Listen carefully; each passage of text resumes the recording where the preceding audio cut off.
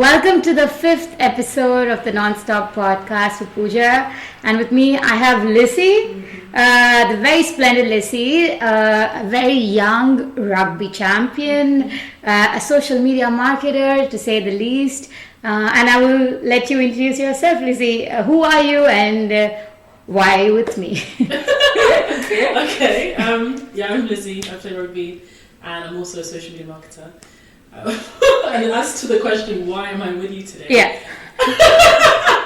Obviously, we met last night. Yeah. At a Women's Connector event. Yeah. And then you invited me here. Yes. So today. Yeah. And I have to tell you why I invited her here today, because I thought she's one of those women that actually truly moved me, and I wanted her to tell this a little story. And so Lizze has been into rugby.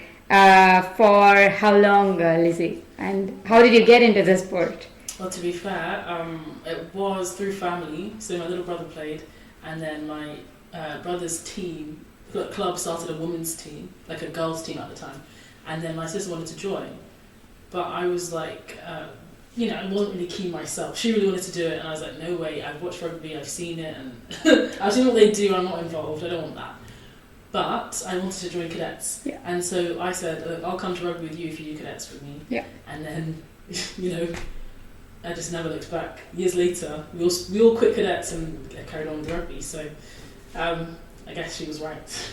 Yeah, I think that's incredible. I think everybody starts a sport with like an accident, and most of us here, have tried to be good at it, but some of them are good at it, and you're one of them that are good at it. Yes. So when did you start, and what are the leagues that have you played? Where have you traveled? Let us know a little bit on that.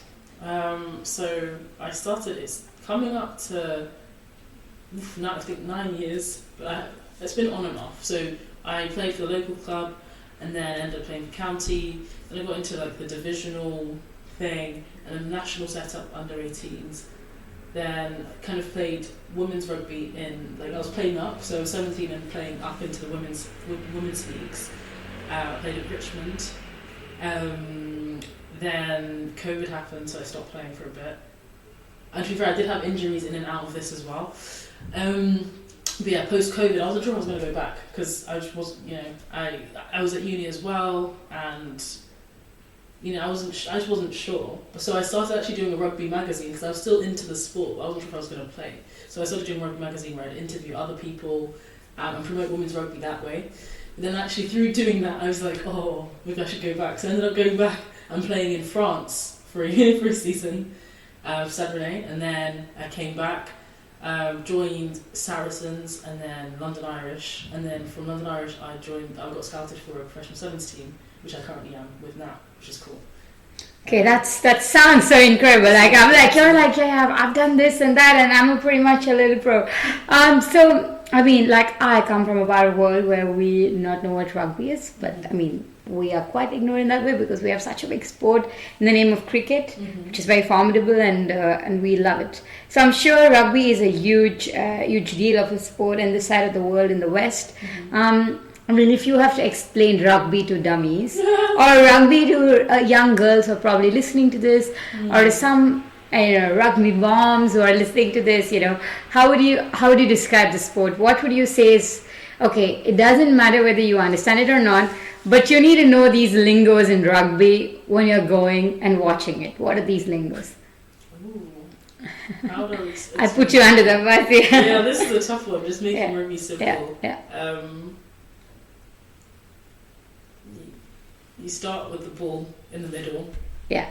You've got two teams. Yeah. And both of them want to get the ball. Yeah. To the opposite side of the pitch. Yeah. So one team is trying to get it to the left, the other team is trying to get it to the right. Yeah. And the person that gets it to the opposite side the most amount of times wins. Okay, and how many times do you typically, do you have a time cap to play this? Oh yeah, you have 80 minutes to play. Yeah. And you stop each other from scoring by tackling each other to the ground.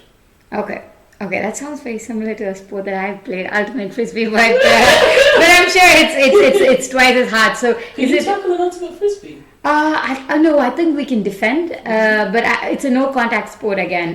But is rugby a contact sport? Mm-hmm. Yeah. I mean, there's different variations. You can play touch or tag rugby, so you don't have to tackle, but I tackle. You tackle, yeah. So the next question is, which position do you play in rugby? So I play like strike prop. So I don't know what that would mean to someone that doesn't get rugby. So in sevens, there's like 3 forward players, and then there's 4 backs. Yeah. And so I'm one of the forwards generally, and sometimes I'll be a back. Okay. All right. Okay, so you're a forward. So I think I pretty much resonate that with football terms, and I'm sure you're quite evident, in the game. So in terms of like having picked it up, what have some of the main challenges been? Like, you have been raised in London most of your life. You're pretty young, and you went to uni here, I assume. And what are some of the main challenges that you feel you have faced? Have you faced some kind of like obvious funding issues? Do you think it's an expensive sport? Do you feel that it's looked after enough in this country? What do you feel on those aspects? I think it's not particularly expensive as sports go, because I think, the way I see sports, I see them like there's essentially 2 types. There's like the mass market sports, which are quite accessible, and then there's more premium sports that aren't. And generally, team sports are more mass market, and individual sports would generally be more premium, just by just the economics. So imagine if you have a coach that wants to earn, like, say, $200 an hour. If you're only coaching one person, that $200 has to come from one. But if you're coaching 30, that $200 is split into 30. So team sports are generally more accessible just because there's more of you, so the coach can split the costs. But I think funding, there's a lack of funding in women's rugby compared to the men's rugby, because it's just behind. It's only been professional. It's been professional for a short amount of time, and even men's rugby has only been professional since 1995, compared to football, which has been professional since the early 1900s. So it's had like almost 100 years. It's had 100 years kind of a head start on rugby. Yeah. So rugby in general is quite a young professional sport. I think with women, like you'll see a lot of women have to pay for a lot of their own expenses for kit and travelling, whereas I see the men tend to get things paid for. The team that I'm with is really good. They cover like everything. So if you're going to travel abroad, like obviously to pay for your flights, pay for accommodation, like they look after you. But that's quite rare. I don't see another sevens team that does that at all in the UK for women, even for the men, actually. Okay, but it is one of the largely viewed sports here, right? Like I assume that you have a lot of viewership and a lot of people are watching it because I live by Chelsea, and every time I pass by a pub, everyone's like yeah, and I'm like, okay, what's happening? So it is. What do you think in terms of viewership? Do you think rugby gets a fair enough viewership? I think it's quite high. Obviously, football's the most watched sport. Yeah. In Chelsea specifically. Yeah. And in South West London. Yeah. Is quite a big hub for rugby. Yeah. So South West London is like you've got Twickenham, and so South West London is really big for rugby. So that's slightly skewed, but in general, it's not as big as it could be, in my opinion. It's not as big as it could be. I think globally we've got a lot of participation, and obviously the north of the northern hemisphere and the southern hemisphere, like South Africa and the Pacific Islands and stuff like that, Australia. But I think it could be bigger. I think, for example, it could be bigger in the US or bigger in Canada. It could grow even more, and even across Europe, it's not as popular as football. Like in Germany, it's not as big. The Netherlands, it's not as big. Croatia and all these other places, it's not as big as football. Yeah. And why do you think so? Do you think it's because it's a more like physical sport? In terms of like women not like trying to pick it up. Do you think one of the formidable reasons could be that it's far more intimidating to put yourself out there? I'm sure you had your first instance, as a little girl. I didn't want to. I'm sure you would have never forgotten when you were first like pushed to the ground and like hammered. And how did you feel that? Do you remember that? Do you recall when was the first time that you did feel like, or you don't remember the adrenaline? Oh my goodness, I can't remember tackling for the first time, because I started doing touch initially. It was non-contact, and then it was later that we did tackling. But I can't remember the first time I tackled. But I did do jiu-jitsu before rugby, so we did jiu-jitsu and athletics. So I was quite used to A, speed, but then also B, physicality. But despite the fact that I had done jiu-jitsu, I still was hesitant to try rugby because rugby just seemed completely out of the question. It just seemed completely crazy. Yeah. But to your question about why people don't pick it up, to your question about why more people don't pick it up, I just think it's not marketed as effectively as it could be. It's not marketed in a way that's fun and accessible. Mm-hmm. And that's kind of why I started doing content with rugby. And that's kind of why I started doing the type of content that I was doing, because I was trying to make rugby fun and accessible. Like, how could someone that has no clue about rugby watch a video with the rugby ball in it and still gain value from it, still be entertained or still learn something? So I think that's the key, because there are, like you said, there are loads of these rugby terms that then exclude a lot of people and stop it from growing.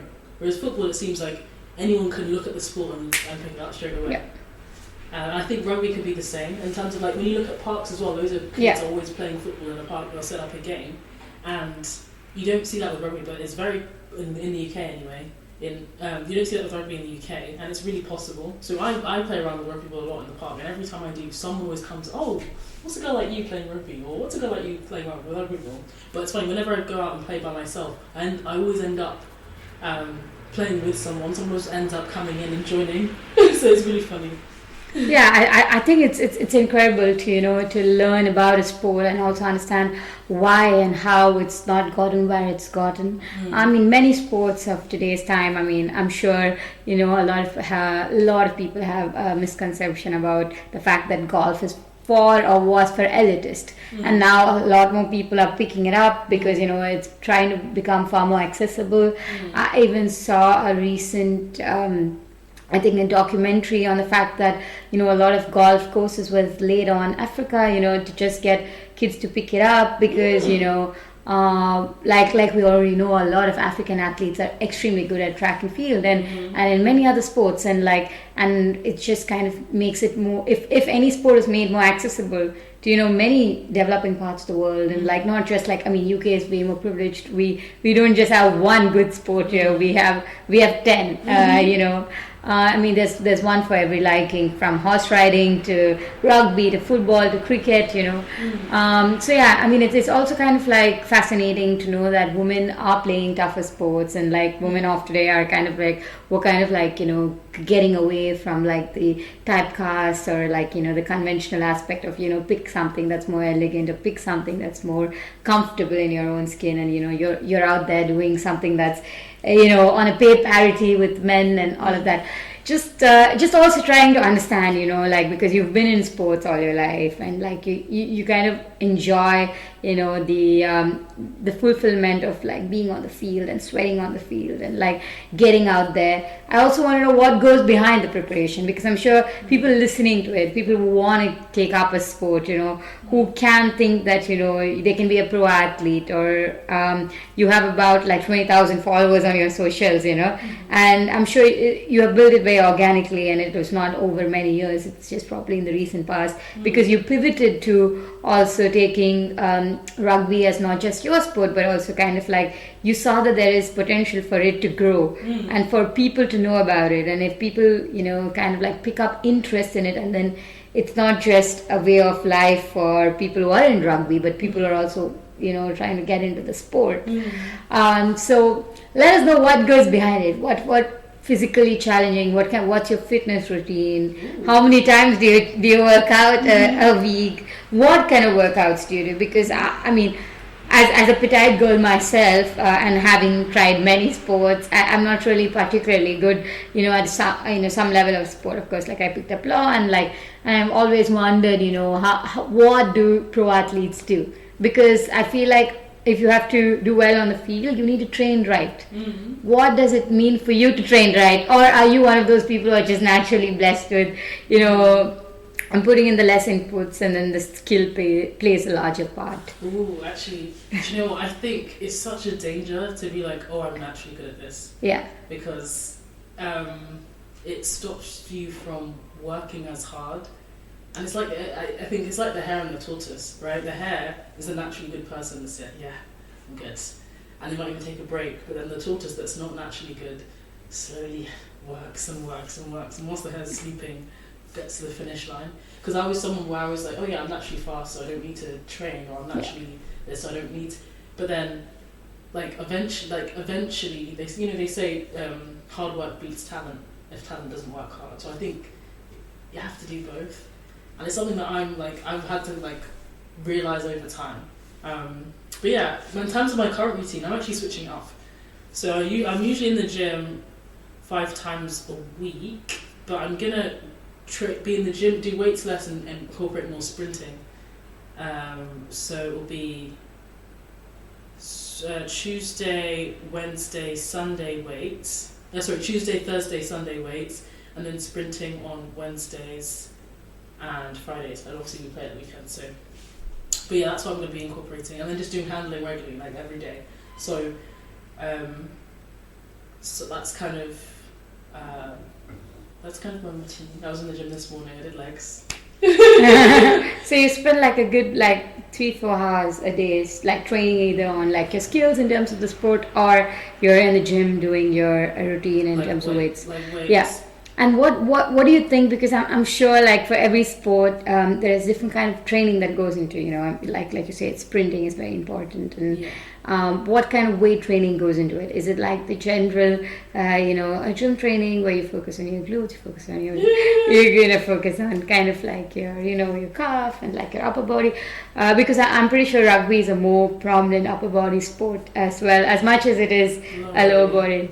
Yeah. I think 15 rugby is a lot more upper body based. You just look at the players and you can kind of see the trends of 15 players generally have really strong upper bodies. Yeah. The 7s players, it's a mix. Some have good strong upper bodies, but they also have strong legs because you're sprinting constantly, which is why I realised I need to incorporate more sprints into my training, because you need to be constantly sprinting.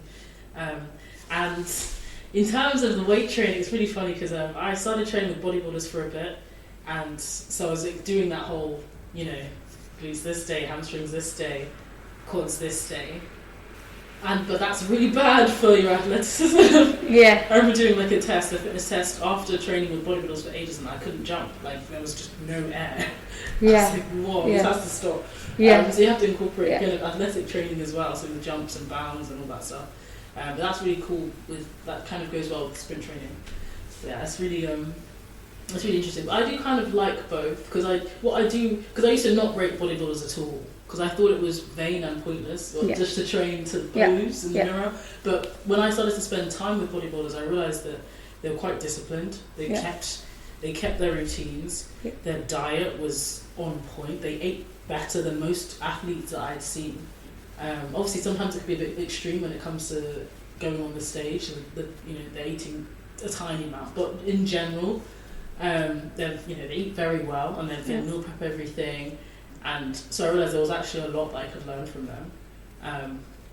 So yeah, I think you can always learn from people, and that took meeting loads of bodybuilders, having not rated it before, was really powerful for me, because then it shows that you can change your mind and you can learn new things from anyone. Yeah, that comes also with another question, what's your relationship with food? I'm sure, as an athlete, you're forced to eat well, and you're forced to have, your protein intake and all this regular jazz. But what's your relationship with food? What do you think should be an ideal thing? Do you think everybody should have a weighing scale where they weigh their food? Are you really into the maths like that, or are you somebody who thinks that, okay, as long as I get in my protein, I'm fine? What do you? How disciplined are you with the food? Ooh, yeah, I haven't gotten the scales out for food yet. Yeah. that's not been me. Yeah. In general, I don't count calories, but I just focus on protein. So at the moment, I'm having 100 grams of protein a day, and that's through shakes and food. So that's it really. I'll make sure to eat as much fruit and vegetables as possible, whether it's fruit juice or having it with a meal or having fruit as a snack. But yeah, I'm pretty, I don't know, my relationship with food is is pretty neutral. I think some of it's really tasty, and some of it I just eat just to get the nutrients that I need. Yeah.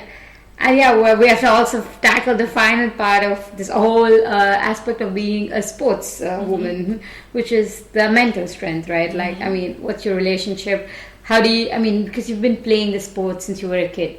I'm sure when you were a kid, winning something meant nothing when you left the field. You were extremely happy, and I'm sure when you went home, you're like, I'm cool, I won it. But you don't think about the win. You don't reflect on it as much because now growing up, I'm sure you have video analysts and you have you kind of watch yourself a lot.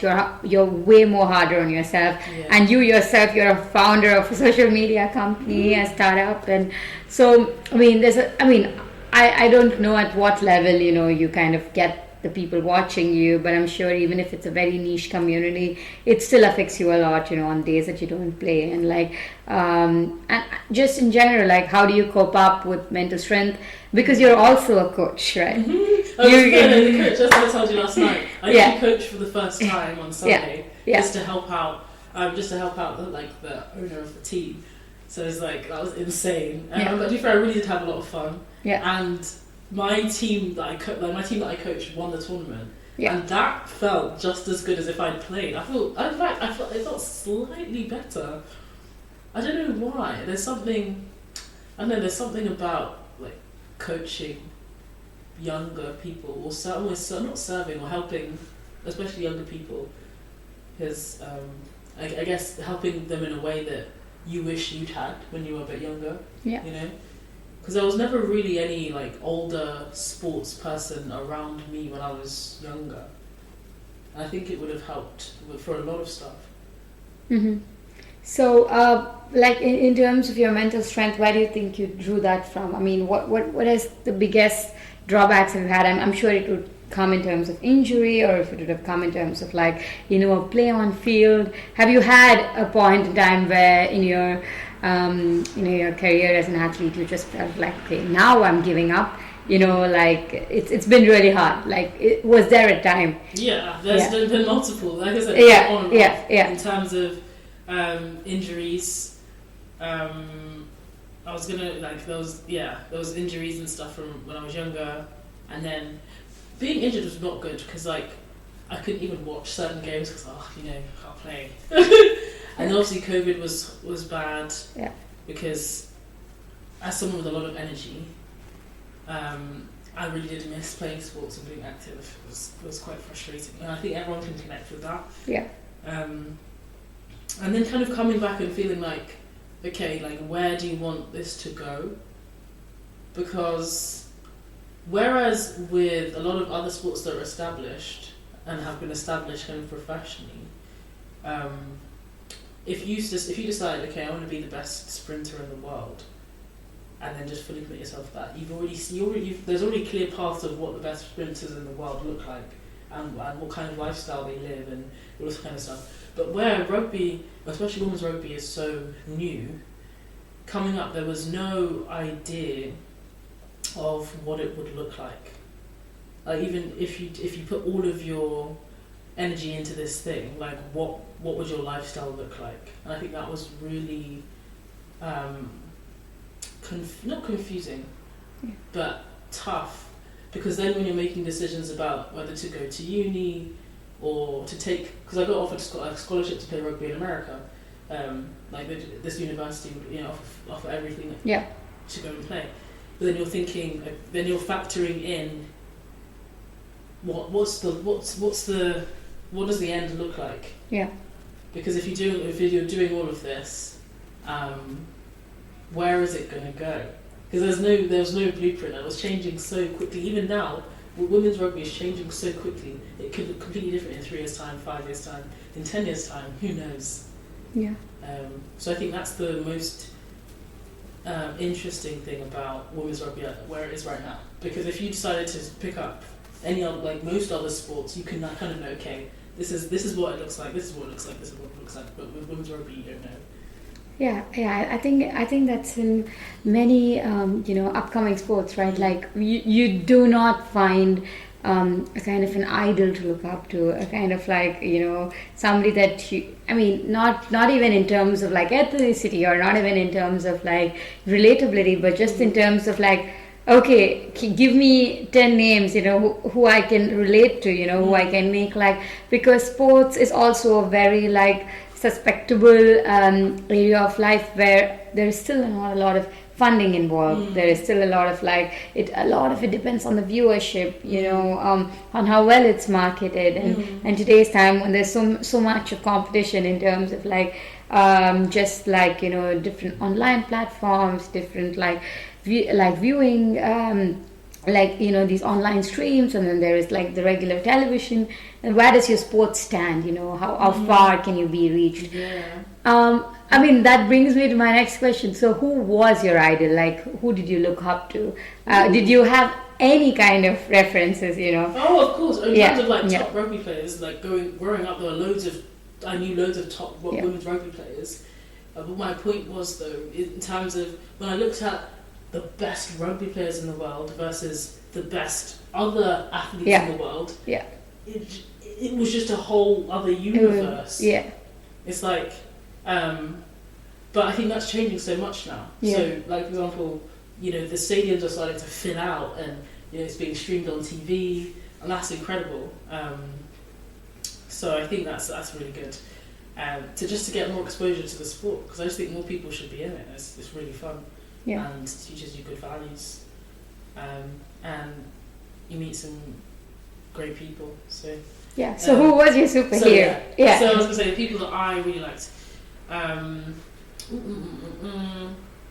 In terms of just rugby players or everyone? Yeah, somebody you just like. I mean, one rugby player, and then one player. I mean, anybody that you kind of like reference. Okay.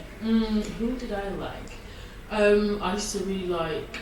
I liked Vicky Fleetwood. Portia Woodman. I don't know if these names mean anything to you. Who else?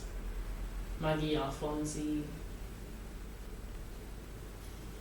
And in general, other athletes, I really like Dina Asher-Smith, Serena Williams. Who else do I like? And most of them are from the States or from United Kingdom, yeah? And who's your top player from the UK? Like, who's your... top rugby player? Yeah, top rugby player.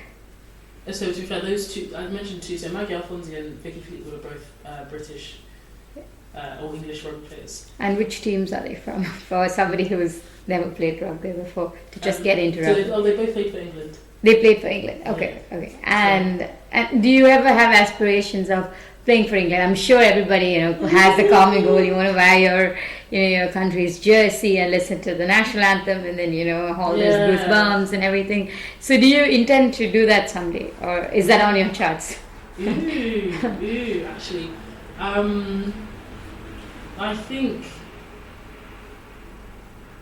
I think it's. Oh, that's an interesting one. I mean, to be fair, it would be different because I'm more of a fan of sevens than 15s, and so sevens you can't actually play for England anymore. It would have to be GB because that's just the way it's structured.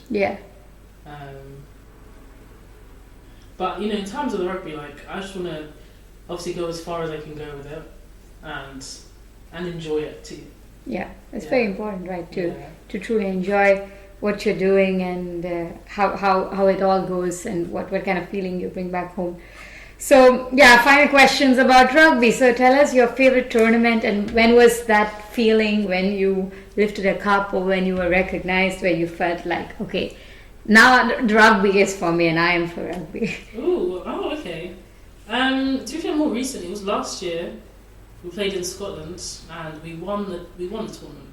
Sorry, last year we were playing it was the first time that they'd allowed. Last year we were playing in Scotland in a tournament called Melrose. I can't speak. Last year we were playing in a tournament in Melrose in Scotland. It was the first time that they'd actually allowed women to play in that tournament in history, and it's been going for literally decades. So we were allowed to play for the first time, and we'd gotten into the final of that tournament, and I hadn't scored at the time, and normally I would have just been scoring loads and loads and loads. And the coach kind of came to me and said, "Lizzie, you haven't scored yet." I was like, no, I haven't. He was like, you need to score in the final now, you need to score. I was Yeah. like, okay. And then within like 30 seconds, I'd scored on that game, and then Yeah. I'd scored again. Yeah. And literally, they used one of my highlights for the documentary that they made about that tournament. Oh wow, that's incredible. So, what is the tournament and what's the documentary to anybody who's it's listening? It's on BBC. It was so funny. It's on BBC. Lizze is on BBC. Okay, that's great. Who was the coach? I'd say I would definitely think it was like one Yeah. of those moments where like the coach knew what to say to me specifically to just To switch you on. to flick it on. Yeah.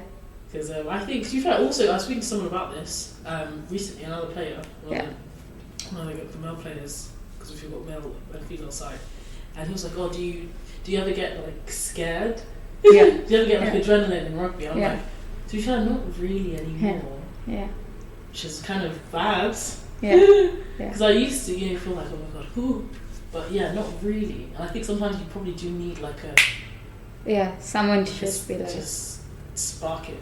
yeah. Because I'm always probably too calm. I'm like, it's another game. Yeah.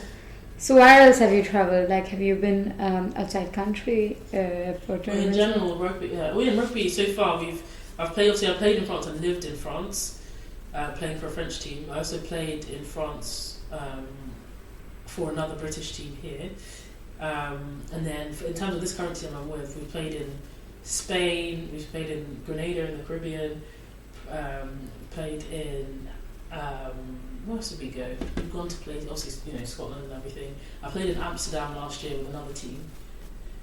Where else have I been? And this summer we should be in Portugal, Denmark, the Netherlands, hopefully Dubai, and Spain again. Wow, I mean that's great. Like, I mean that's already that you're putting rugby and yourself on the map. So that's incredible. But with that, we have to wrap up the rugby topic, because you are much more than rugby. You are a boss woman. You're the go-get girl as well. You do have a side to that, and I must say to the viewers, they always say you can never ask the woman age, you never say the woman age. But Lizze, my friend here, is 23 and she has her own company, and it's not just anything. It came out of your pure passion and your wisdom of wanting to put rugby on the map. So tell us, how did you start this company and what motivated you and what do you do? Which one? So we're talking about Rockstars? Yeah, both. You have Rockstars and then you have the social media account. Oh yeah, the social media. Okay, to be fair, obviously I just got into social media more to promote rugby, and initially, as I said earlier, I was just interviewing other people in rugby, and I would never show my face ever because I just wasn't into it. But I'd interview people, put up their videos, repost other people's videos of them playing. I'd write articles about others and do match reviews, and I had someone else writing for me as well, and that was just ticking along. It was nice. I was getting some good traction within the community, and then someone said to me that usually when you have a brand, if there's a face, it will grow quicker. So obviously the brand was Rockstar Magazine, and ideally I wanted to have like a streaming app for women's rugby because there was a lack of streaming. Yeah. And then streaming app, magazine, like a whole ecosystem. So when they said put a face on it, so that was going to be Rockstars. So I made Rockstar Lizze as an account just to promote rugby in general and see what I could do this similar thing. And then obviously it kind of blew up and started to work with these brands. I got all these opportunities, and I also just realised it could help people. So people would DM me or saying, "Oh, my daughter wants to get into rugby. What do you think I should do?" Or what's the people would just ask me these kind of questions. And I was like, okay, cool. I realised it's actually reaching people. Or someone said, "Oh, I'm going to start rugby now because I've seen these videos and they're really funny." I'm like, okay, cool. This is good. And then I just realised I liked the social media aspect of it as well. I really like systems, so I like when things just make sense. So I started doing some consulting as well. And I worked with on the consulting side, I've done with a range of different businesses, like a dating app and supplement company, worked with dentists and stuff. But I think it's best to work with people that like you align with. So I think, for example, the supplement company, like I actually made the most difference to because I think it aligned with what I was doing anyway. Yeah. So I think in future, that's what I would say for myself and for others as well. Yeah. But I think that's something I had to learn. You need to align yourself with what you like and what. Yeah. Exactly. Yeah. And then I also realised I really like writing. Well, I've always really liked writing. I've kept a journal since I was like 11. Yeah. And then so through the social media, I also started doing ghostwriting as well. Oh wow. So that's pretty fun. I really like ghostwriting. So like even like some of my friends have now become clients. So ghostwriting their profiles and things. And my friend said to me like, you know what, you really captured my voice. I was like, well, it's you. You said it. She was like, yeah, but you made it sound good. Yeah, it's very convincible. Yeah. Because obviously we'll just have a conversation like this, and I'm like, oh, that's good for a LinkedIn post. And I'll write a post based on something that they've just said whilst we're having dinner. Yeah. And she'll be like, oh my god, I forgot I even said that. Yeah, that's great. Yeah. So I really like writing as well. So I think it's always trying to like put all your interest into something, you know, and then go and lean into your passion, if you will. Even though I feel like the word passion is so overused. Yeah. Your passion, but you know. Yeah, you just have to keep going, and then the flow kind of leads you to what you like. But you have a social media company, and so what kind of tell us about what's the most thriving platform in today's time, like. Ooh, okay. I mean, it depends on your business. It depends on your business. Give me your business. What's your okay. I'm going to give you something very creative, like you know, somebody in luxury or fashion, and then the other end of the spectrum, like somebody who's in, you know, a very serious steel selling company. It's very two different things, right? Like, I mean, one, you need to just speak about the product because the consumer base is just who really purchases the product. And the other is with luxury and fashion, and there's like a lot of traction and everybody's on it. So which one would you put where and like, what do you think? Luxury fashion, obviously you do have to have an Instagram, TikTok, and Pinterest. I think a lot of people sleep on Pinterest, those boards. And so both businesses don't use Pinterest as much as they should, and creators don't use Pinterest as much as they should, because it's got a really good partner program as well. In terms of the steel company, that is so interesting. Definitely think LinkedIn jumped out to me, but I still think there's an angle for TikTok too. Yeah. Yeah. I think there's an angle, like the behind the scenes, because I don't even know what goes on behind, like of actually how the steel's created, or like it'll be how this car is created, and then you actually go to the steel factory and you see you have videos of it being manufactured. Those kind of things get millions of views. But I'm just curious, like I've always imagined TikTok is for if I may correct myself, you know, somebody from Gen Z to something below that to the millennials. I mean, most people who are in business, maybe now the millennials are catching up in age, but are a generation above, right?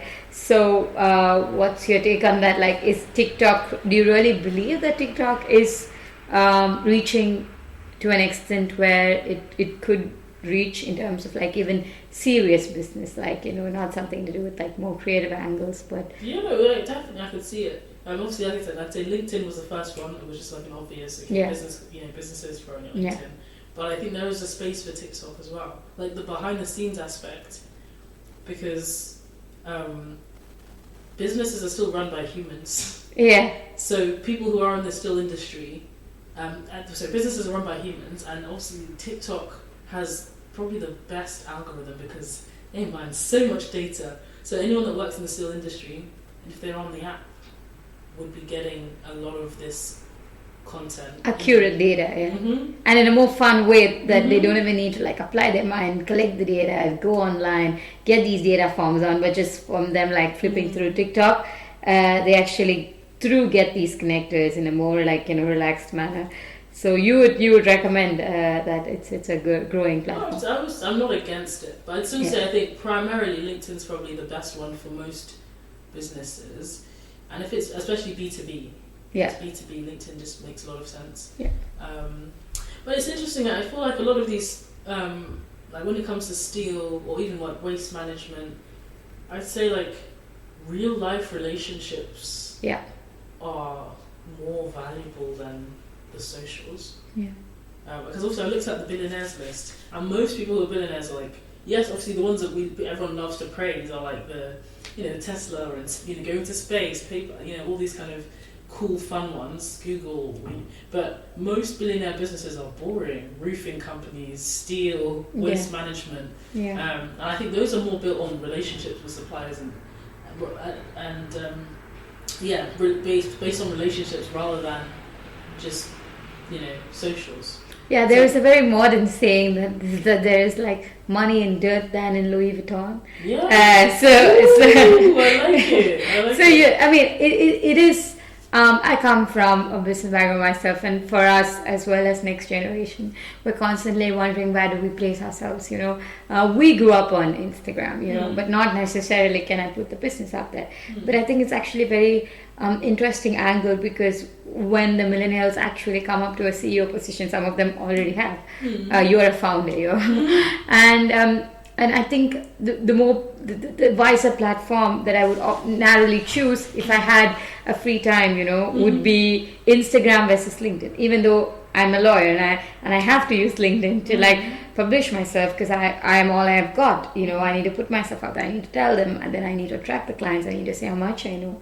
But I think with a product like Steels, like you said, because there's so much that goes behind it, there is cultivable angles behind it, and I don't want to just read more text. I want to see more visuals, and I want to be on an app that I constantly am going, and I want to use it for not just like addictive, like juicy content, but also like maybe like sometimes like knowledgeable content that we do, because most news that we know of today's time is from Instagram, believe it or not. I follow the Times, I follow the Economic Times, I follow BBC, and I know what happens to Prince Charles or Kate even before I get a notification from BBC from my Instagram. So yeah, I think that's a very interesting angle. I just wanted to touch maybe one last thing on, you said that Pinterest has a partnership. Yeah. And most people don't know this, because for me, for example, I go on Pinterest when I want like inspiration. I don't even see the name on who has created the board. I just go see the content. And so I think the credibility or the credit aspect of things there is far lesser than I would see a handle in YouTube or Instagram or TikTok. Because you don't necessarily recognize the creator. Yeah. But that's true. That's interesting as the consumer angle, actually. Yeah. But every time you click, it still benefits that creator. Every time you interact and engage. Okay. And I think with Pinterest, because that's not exactly my strongest point. I'm not sure how many followers that you'd need. I think it's like 20,000 or whatever. But yeah, you would have like a monetization program, the same way you have it with YouTube and TikTok.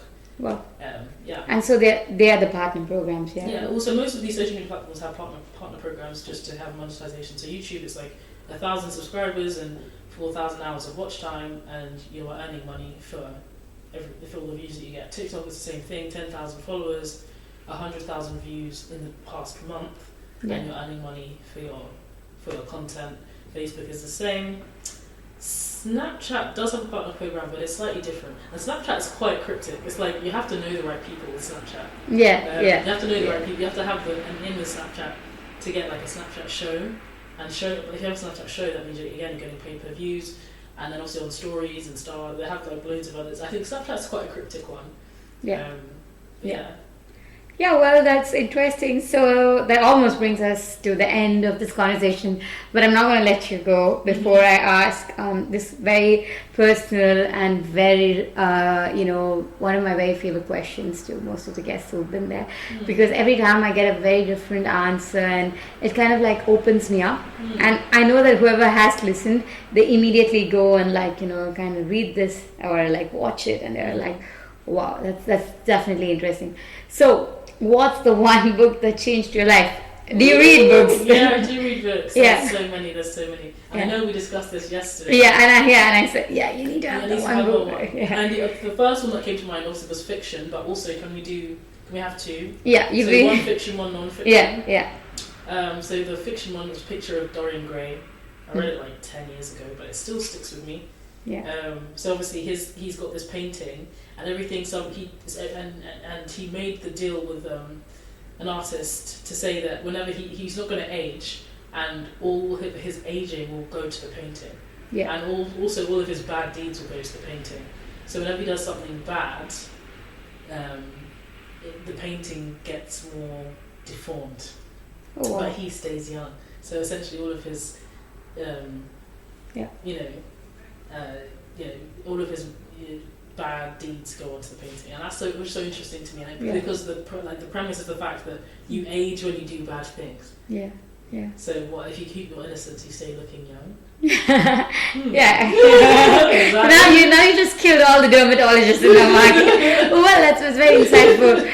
And being a person and your skin will stay great. Yeah. I just want my face. I popped an acne today. I must have been so bad. But so what's the other one? And then non-fiction. It's a bit cryptic, but it's called Reality Transurfing. And it's a long book. It's like 700 pages. But it's just the idea that you create your own reality based on what you focus on, which is quite interesting. Like you could focus on the fact that it's raining right now, or you could focus on the fact that we're actually inside whilst it's raining, and you have now two completely different experiences. You're like, oh, it's raining, it's raining, but then it's like, oh, actually, I'm inside whilst it's raining. That's amazing. Yeah. What can I do whilst I'm inside? I can read a book, I can make coffee, I can call a friend, I can journal, I can do all these things because I'm inside with this roof over my head whilst it's cold outside. Imagine being out there. Yeah. And so what's your favorite movie, TV show? Well, because I really would like to have this conversation on this switch personality of like thinking, oh yeah, and that's great, but I think then we'll need to have another episode on your thought-provoking process of the psychological aspect of what could have that been like. All these different realities. Okay, favorite movie, Now You See Me. It's a heist movie, but they're also like magicians. Yeah. I thought magic's really cool. Now You See Me, yeah. Yeah, it's called Now You See Me. Okay. And then TV show, oof. The first one that came to my mind was Prison Break. The main character is just super intelligent. Yeah. But then, it's between Prison Break and Sherlock Holmes. Yeah. Again, just when the main character is just really intelligent, it's immediately like a big plus. Yeah. And just like you, when the main character. So we have a main character here today, and Lizzie, it was so lovely to speak to you. You have so much strength in you, and that kind of like emotes in you in every angle possible. And you also have a very big tinge of intellectual ability. And what you're doing is great for the rugby community, the younger girls. And what you're doing is even greater for the social media aspect of things, being a young entrepreneur and a founder. And I wish nothing but the very best for you. And I hope whoever listening to this will watch rugby or start playing rugby. And follow Lizzie, of course. And I hope you guys enjoyed it. Thank you for listening and watching.